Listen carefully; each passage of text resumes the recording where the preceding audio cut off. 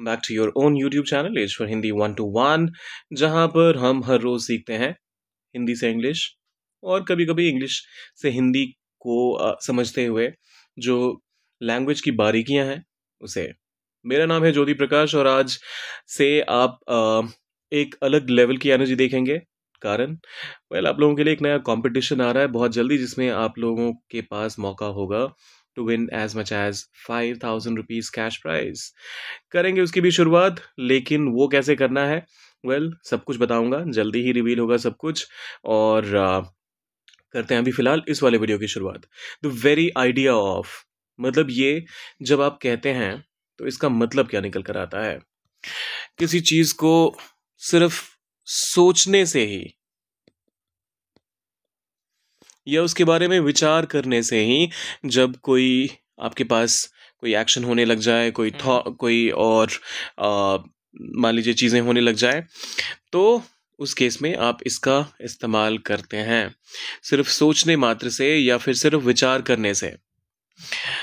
अब एग्जाम्पल के लिए पहला स्टेटमेंट आता है, the very idea of it happening scares मी।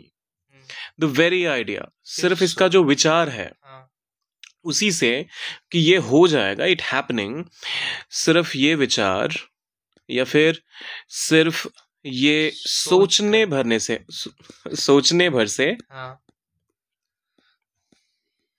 भर से इट हैपनिंग कि ये हो जाएगा। मुझे डर आता है, हो जाएगा, मुझे डर लगता है। अच्छा, अरे मुझसे नहीं, मुझे। ओके, एक बार फिर से पढ़ते हैं इंग्लिश वाला sentence. The very idea of its happening scares me.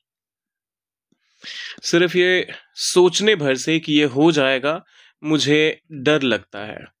The very idea of it happening scares me. यहाँ जो पॉज होगा वो यहाँ पर होगा। The very idea of it happening scares me. आप चाहें तो यहाँ पर बहुत सारा स्ट्रेस इट पे भी डाल सकते हैं, कह सकते हैं the very idea of it happening, मतलब ये हो जाएगा, ये सोचने भर से डर लगता है। So the very idea of it happening scares me. Pause दोनों ही केस में यहीं पर आएगा, आप स्ट्रेस कितना भी डाल दें यहाँ पर। ठीक है। दूसरा एग्जाम्पल ये आपको ट्रांसलेट करना है, the very idea of it makes me laugh.